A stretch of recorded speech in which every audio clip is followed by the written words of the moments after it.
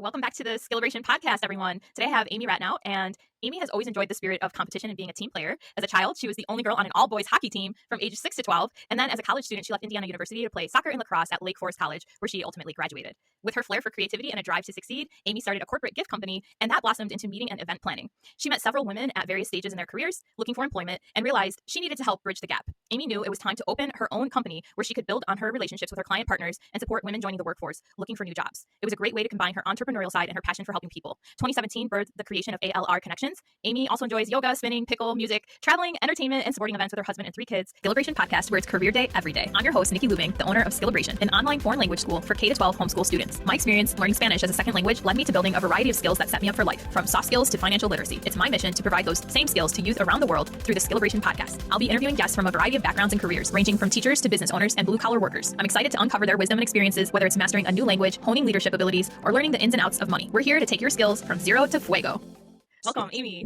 Thank you. Thank you for having me. Yes. I'm so excited to have you. So I always like to let people know how I know people that come on the podcast. So Amy and I met at a networking event about a year ago, actually. And that was called Epwing, but that Epwing is no longer around. And so I happened to ask Amy, where else do you network? And she's like, oh, I have another group. And when Amy said that, I was like, okay, yeah. I didn't realize it was her group, but her group has 3 or 4, how many different, okay, so there's 4 different, what do you call them? Groups. There are 4 different groups in different parts of the North Shore outside of the city of Chicago. And I'm in one of those groups. It's an amazing group. So I hope we get to dig into a little bit about how you started that. Tell us a little bit of background, just of the origin story of ALR and more about you. Thank you for having me, Nikki. And Nikki is somebody who I was sitting next to at a networking meeting. I thought she was so adorable, and I just wanted to have her be part of our group. So I'm so glad that you're part of the networking group. And how it came to be is I'm originally from South Bend, Indiana, a small town, and where I'm from, it felt like everybody knew everybody. And so moving here to Chicago, I didn't really know everybody. And when I started my business, I really was trying to find a way to bridge the gap between my younger self and my adult self. And so I created these networking groups. And just to go back a little bit, I was also told to stay home and work and be a stay-at-home mom, but I always wanted to work. So I was in the struggle in my own mind versus how I was raised and what I really wanted to do. So I wanted to try to find an opportunity where I could work and be with my kids. So it was the 9 to 3 time frame. So that's where the idea came from, is that once my youngest was going into kindergarten, I had all this free time. So I really wanted to use my brain while the kids were at school. So before COVID happened, I started knocking on doors to small businesses and saying, I have a lot of women that I know, even me specifically, I want to work 9 to 3. I would be an administrative assistant. I'll do a really good job. I have a really great background. And I started realizing that using the people who I knew I had a relationship, was the greatest way for me to get into the door. Because I had taken some time away, no one wanted to give me that opportunity. Mm-hmm. So I started putting 2 and 2 together, and I realized, hey, there's a business out here where there are women who want to go back to work for either reasons of them taking time off to raise their children, for raising an elderly person, for going through a life change, like someone had passed away, or there was divorce, or someone died, or just someone had just a change of heart. Yeah. So ALR Connections is really a company that was birthed out of a need for me wanting to go back to work on a part-time basis. Can you tell us a little bit about how did you find the first person that you recruited, and what was the business that was willing to work with you? Because I can't imagine coming in starting from scratch, a recruiting business from scratch. Can you give us a little insight on that? Yeah. So this was the craziest thing. There was a company who was a recruiting company in the city that I really admired and wanted to work for myself. I wanted to be an administrative assistant, and they wouldn't hire me because I had no experience. I'm like, how am I going to get experience if you won't hire me to get experience? So I kind of felt like that was me. I went through the pain and the struggle of knowing that I could get the job done, but no one would hire me. And then I started realizing as I got older, as I started working in various jobs in my younger age, I started realizing that all the people that I met along the way were all my friends, and they all like me, and they know me, and they respect me. So I'm going to use them as people that can help me in what I'm trying to accomplish. So I picked up the phone and called a lot. So my husband is also in a business where he deals with a lot of business owners. So I called him on the phone and said, my husband, I have this great group of women who are all moms. I started talking to the moms and figuring out who were the women in my network, and I started bridging the gap. So I had to kind of use my brain to think, who do I know that like me, that trust me, that know me, that would understand that I have a good matchmaking ability. And so that's kind of what happened. I was utilizing what this company was doing in the city, but making it my own. Mm-hmm. So I was watching what they were doing, but doing my own version of it. So I did that for a couple of years. And then in 2020, COVID happened. And I had now had my business for 3 years. I had done a pretty good job. And the guy who owned that company called me and said, will you come work for me? As a recruiter, not as an administrative assistant. So I was like, oh my gosh. So it was my dream job. And I went down there. I learned from the best. I learned from how to be a recruiter. And I realized that as much as recruiting was cool, it wasn't for me. So I took all the things I learned from him, the business side, how to recruit. I took everything, worked for him for a couple months, and then went back to doing what I was doing, which was focusing on women and small businesses, because he was really working on high-level executive assistants and corporations. So I was kind of doing something a little bit different. Yeah. So a couple things that I'd like to add, just comments based on what you shared. Going back to what you said about why you started your business, noticing this problem and creating a solution for it. That's why a lot of entrepreneurs start their businesses. They're problem solvers, and a lot of times entrepreneurs are experiencing something, and that's their kind of their spark that ignites them starting that business. Yep. So for me, I always loved teaching, and I loved online teaching, and I wanted to continue working with kids, and I always wanted to have the skill building idea, and so that's where this podcast came into fruition. Right. But and then the other thing that you had mentioned was putting your own spin on it, so you can look at what's in the market and then create those, like you said, bridge those gaps. There's women out here that they have the skills, they have the abilities, but then they're getting overlooked maybe because of lack of experience. Right. So I'm using my connections to help bridge those gaps, and the relationships I've built. It's relationship building and creating a niche that is specific to who the marketplace is for. Yeah, for sure. I love it. I absolutely love it. Thank you. Because you're a power networker. So so what happened was when I started my business, I started realizing that I was alone on my own, and how was I going to get the word out? Because recruiters typically go behind the desk and they just fish for people. And I realized that I don't like the way I feel when someone fishes to me. So that's not how I would want to be approached. And how would I want to be approached? And how would it? So I took myself as a consumer, and I realized how I would want the information to be. So I realized that creating a network of people, of women who all are also owning their own businesses, and who also also like and trust and know me is a good way to get your name out there. So I created my niche, which was women. And so I networked with women who were business owners because that was the niche in which I was creating my job and what I was looking for. So to me, the best way to get your word out is to tell people who you are and what you do and build those relationships. And I think that to me, that's what networking is all about, is people liking you, knowing you, and trusting you to want to give you business. So, Absolutely. Yes. Building those relationships. Yeah. So then when I added when I came back from the LARCO group and I brought on the 2 new girls to work with me, one girl in Deerfield, I said, okay, now you start a networking group. I want you to build a team around you, build a bunch of women too, so that you have your group. Same thing with the girl at Evanston. I want her to curate women that were very similar and like-minded, but also very different, so they can learn from each other and grow from each other and help one another, because everyone has different strengths and weaknesses. And a lot of times when you're a sole proprietor and an entrepreneur, you need different ideas to brainstorm and help. You can't just be all on your own. So it's just a nice way to get that feedback. Absolutely. I remember, I think in our last meeting, you had us go around and talk about what we had success with in the past month or so. And it was great to hear that, because you could get an idea just from that, that, 2-minute anecdote of what you've been successful with. Right. Or, just having those one-on-one conversations with people in the group too. You learn so important. much. Yeah, it's very important. When you take the time to get to know someone, it's not just about who they know, it's about who they know, who they know, who they know. And so it's not just one dimension. You have to look at things, in a bigger way. It's not just about the one-on-one. It's about all of it together. Especially when you like things and comment and share, you're creating a larger network too. Yeah, it's a domino effect. Absolutely. Do you have any interesting networking stories that stand out?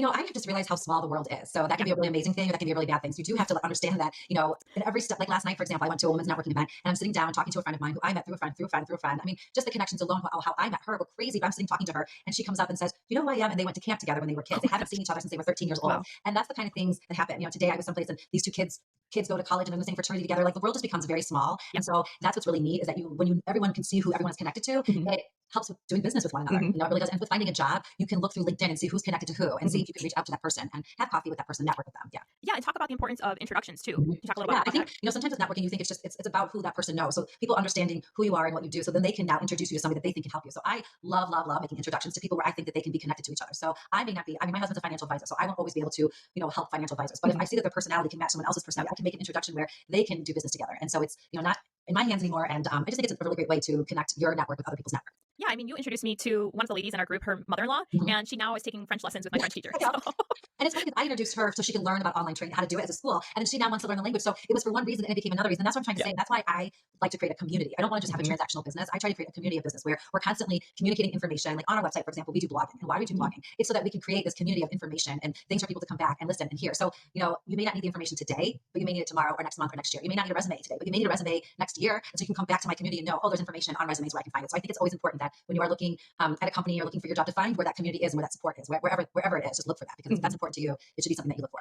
100%. Yeah. So let's talk a little bit about the youth. What do you think the youth need to do to prepare for interviews today? Yeah, I think learning how to be an advocate for yourself is really, really important. Standing out, making yourself be different than everybody else. You really have to know that everyone else is competing for the same job. And so why are you going to be chosen over somebody else? So I think it's important to be an advocate, like I said. Brush up on your professional skills. So make sure that you look professional, you have the right appearance of how you're supposed to look, speak professionally, make sure your resume is clean and classy and one page. There's not too much information, but there's enough that it's as if AI is reading it. That's important. But then also warm enough that, you want it to feel like someone is also writing it. Those are probably the most important things. Yeah. Let's dig into some of those. So you said how to advocate for yourself. Can you expand on what you mean by that? Yeah, I think it's always important to ask for what you want. So, obviously not till the very end, but if you want that job, just ask for the job. You should be able to speak face to face with this person, ask for the interview, ask for the job, ask the questions, say what you want. Don't be afraid. And also use LinkedIn and social media to advocate for yourself as well. So for example, if you see that someone is connected to somebody that you would like to speak to because they work at a company that you're interested in, advocate for yourself. Reach out to that person. Hey, so-and-so, I see that you work with so-and-so. I would love an introduction to that person. Yep. Would you make an introduction for me? Be an advocate for yourself. Sell yourself. I'm really good at this, and that. I had an internship here and this is why I think I'd be good. I would love it if you could help me.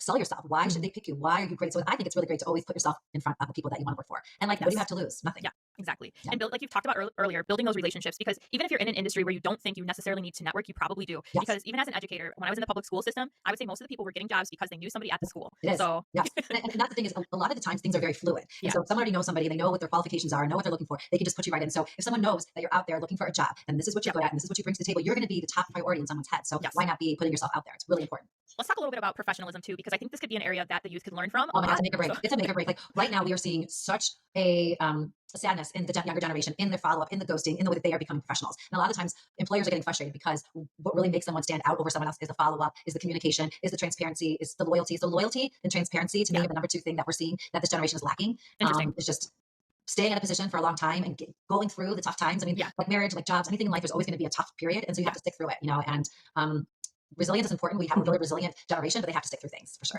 Yeah, definitely. Yeah. When you're talking about loyalty, so are you saying people are leaving sooner than maybe they should be because Yes. of maybe Grass is greener on the other side, Okay, or yeah. maybe they're not happy where they are, or it's not living up to their expectations. And things change, things evolve, companies change, things evolve. On one aspect, I say go with your intuition and your gut. On the other aspect, talk to your communicate, advocate. Mhm. If you've already advocated for yourself, if you've communicated your frustrations and how you feel, and you feel Yeah. you've done everything you possibly can, then I feel like it's fine. But if Right. you're not advocating for yourself and you're just giving up, Right. we got to be tougher than that. Yeah. Yeah, exactly. When you talk about professionalism with communication, what do you have any examples of like good versus bad, or Proofreading. Okay. I think that we rely so much on texting and AI and Sure.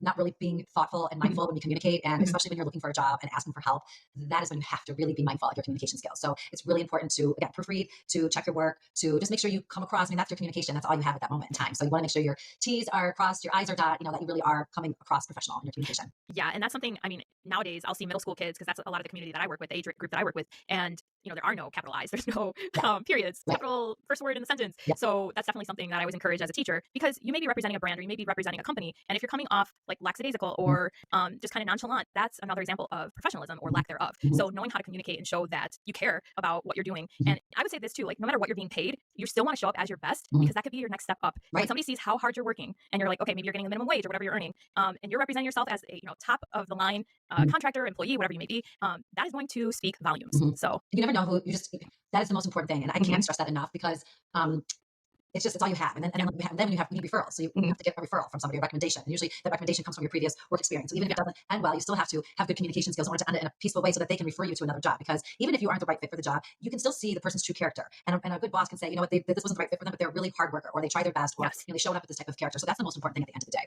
Yeah. Yeah. Let's talk a little bit about resumes. Mhm. So when you're looking at a resume and you're like, yes to this one, what makes you say yes? I think very clear, concise, and to the point. Not too fancy and all this. I mean, actually, when I was working for the agency, we had to recreate every single resume and make it Oh. uniform. So it didn't matter what anyone did. It was like we had to recreate it and make it very formalized. So it would just have the basic information. So that's why it doesn't really matter how fancy it is. It's really more about the meat and potatoes of the resume, Sure. which is what you've done, what you can do. And really the most important thing is they want to see how you can do the job that they're looking for you to do. So Mhm. whatever it is that they're asking you to do, if you've done any of those things, rewrite them in your resume. So if they say organized to-do list, right, and you've done organized to-do list, right, organized to-do list. So make sure you have it matching as if a computer is reading it.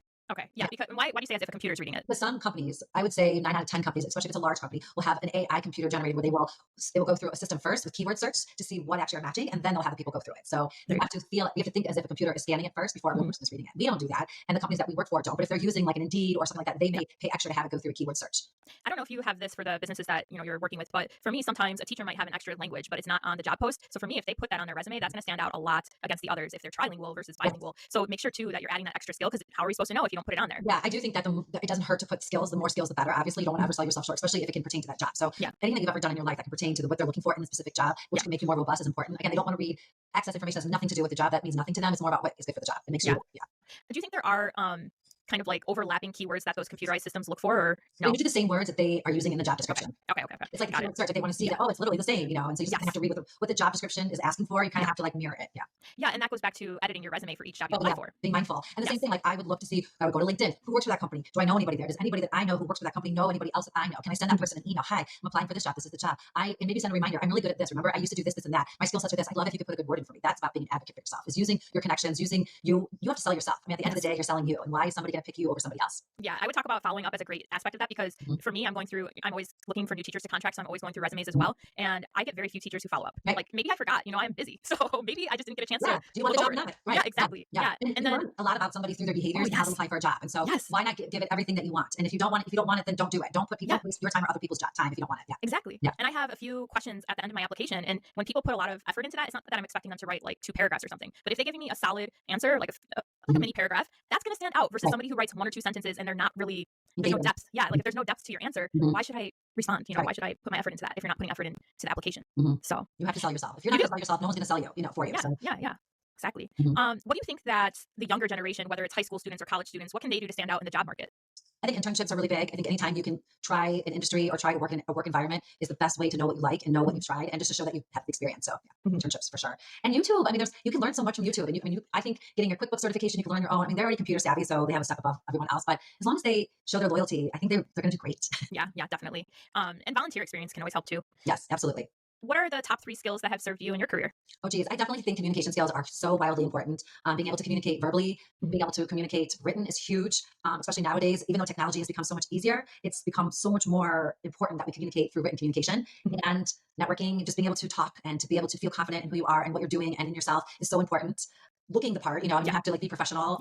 Yes. Getting yourself a nice jacket, a nice pair of pants. Even if you have one same suit that you wear for everything, it's okay. Wear that suit, and it's better to always be overdressed than to be underdressed. Even for Zoom, I think it's always nice when someone. I have people all the time. I think it's really important to just look your best, and also go put yourself out there. I think I have a lot of people who I may not have a job opportunity for them right now, but I may have a job opportunity for them next month or next year. And you never know. So the more open that you are, the more opportunities that you're going to allow to come in, as opposed to being closed off. And so it also allows you to meet different people that you may not have met, learn about industries that you may not have been open to. There's so much out there if you just allow yourself to be open. Yes, I agree. Be bold and unafraid, you guys. Yeah. We have to be. Yes. Doggy dog world. It is. And, you're going to find other people or people that are in the room who are also nervous or whatever. Maybe they're, everybody has a little sense of insecurity in some way or shape or form. Yeah. So you're in the same boat. Don't worry. Just put yourself out there. Everyone has been where you've been. I mean, that's why I created this job, is because of the problem solving, because we know what it's like to feel pain. And that's why you're doing the tutoring, because you know what it felt like to want to learn the language and not know the language. We all have been there, so we can empathize with what's going on. Exactly. Yeah, exactly. What advice would you give to your younger self? Gosh, I feel like every step has gotten me to where I am today. So I don't regret any part of all. I did try a lot of different jobs, and I feel like without all of those jobs, I wouldn't have learned what I needed as a human being in order to feel really good. And I don't know. I have younger kids now. One is going off to college, and I don't know if you need to have it all figured out. I think you just need to live in the moment and be open and try new things and just believe in whatever it is that you're doing. I believe in what I'm doing. So to me, it doesn't feel like work. It feels like I have a mission that I'm very proud about and I love. And so for me, I'm very fortunate that I have been able to do something that I feel really good about every day. And I think if you feel really good about what you're doing, then it doesn't become work. And this is where you spend the majority of your day, your energy, and your time. So you might as well do it in a place where you love. It feels right, feels good, because it is the majority of your time where you're spending it, if you think about it. Yeah, absolutely. Yeah. So be mindful. Really think about what you want. Don't do what other people want you to do. Do what you want to do. Really think about that. It's important. It's an important decision. Really. Yeah. Well, that kind of reminds me of what you said earlier about you had a little internal conflict about being a stay-at-home mom versus getting a job. Let's talk a little bit about that, if you don't mind. How did you make that transition when you were thinking about that? Really hard. So what I first did was I created a business at home that I could work from home. That was what I was going to do. And then in 2009, there was a crash at the marketplace. And so I used to have a gift basket business in corporate gifts. So all of the companies had to get rid of that. So I had to repurpose and pivot and figure it out. And so I was trying to find a 9-to-3 job, but I was going into these companies and they just wouldn't open their minds to that 9-to-3. And so I would have to sell myself and advocate for myself and do that, and so that's what I was doing. I was trying to find those jobs. And so that's when the light bulb came up in my head. I was like, wait, companies just need to understand that this is a thing, this is fine. There's all these women. So it became a mission of mine to talk to these companies about it. And then COVID happened, and then everybody realized that hybrid can work and remote can work. It really opens people's eyes to the whole hybrid COVID thing. So it kind of helped. COVID helps me a little bit in that, I'm not going to lie, right? Yeah. Then I used to interview all the time in person. Now I can do I can interview online. So it's nice. But yeah, same here, because with online tutoring, especially online teaching was starting, and a lot of what I did in the beginning was through other countries. So I taught English as a second language to the Chinese. And with any tutoring I did locally, I would go to people's houses or I would go to the library. So then when COVID hit, it was like, oh, we could do this on Zoom. Why not? I mean, I was pro doing that before, but I think a lot of, there's misconceptions. I think it also depends on your experience, your teaching, your quality of teaching. But to me, if you're a quality teacher, you really know what you're doing. It doesn't matter if you're in person or online, you're going to teach the same. So I know it's crazy. I know it's wonderful. Yeah. That's not to say I don't appreciate in-person interaction at all, because I absolutely do. And I know you do too. Oh my God, I'm all about in person, but it has, I have to see and feel and all that kind of stuff. So no, but it's been amazing. And so, it's funny. Before we end too, I'd love to hear a little bit about your leadership skills. Like, were you always this good of a leader? Because you're a great leader. You're sweet. I think I'm the youngest of 2 older brothers, and I'll be playing on the hockey team with all those boys. Like I had to be scrappy. So I think you are kind of born, like with whatever, your makeup of yourself of what, you feel, you gotta just take charge, So I think I always just kind of had to. I see that I have 2 boys and a girl too. So I have what I am. And I see that in my younger daughter, that she's just always the captain and the leader. And I just think it's just the birth order, like the social dynamic. But so. I mean, it's interesting that your parents, from what I gather, it sounds like your parents were more traditional, but yet you were on the boys hockey team. So how did that? You're right. It was a very conflicting childhood, because it was like very much like very traditional, but yet like very like cross every boundary of like things you could do, so it was like, so that's where the entrepreneurial spirit comes from, but it was a small town where, and it was weird because at the time no girls were on the hockey team, and my mom had so pink, all the way down my pants and my shirt and everything. So it was like definitely trying to make a mark for sure. Yeah. So cool though. And I've always loved hockey. And I'm not like a sports person per se, but if anybody ever asked me like, what sports do you like? I always loved hockey. I think that's so cool. I know. Yeah. Cool. I think so. Yeah. It was fun. Yeah. That's awesome. That's really, really cool. But I mean, I'm trying to think what else I think that at the end of the day, it's when you're not in this alone. And so I think the young kids just have to be resourceful. And like, there's so much information that's out there, and you need to just look for it and ask for help and reach out to people and network and use your network of people. And this is like, I always say, all the friendships and the relationships and things that you did as a kid, now it's like coming back now. You can call on those neighbors and those friends and, all those relationships that you had. Yes, exactly. And don't be afraid to ask for advice from your elders. Right. The youth doesn't want to do that, but we know a lot. We do. We're smart. I promise we are. Experience. Yes, we don't know TikTok as much as we do, but we do know a lot. Exactly. We do. Is there any closing thoughts? Anything else you want to add before we end our episode here? I think that again, listen to your parents. They probably know more than you think that they do. But I think that again, you can't underestimate your connections. It's so important to go out for coffee, see people face to face, really go back old school and, be different and sell yourself and just be unique and be an advocate. So Yes. yeah. Thank you so much, Amy. Thank you. Thank you so much. It was so nice to see you today and have Yes. a wonderful talk. So thank you. Best of luck. Absolutely. Thank you so much. We'll see you guys in the next episode.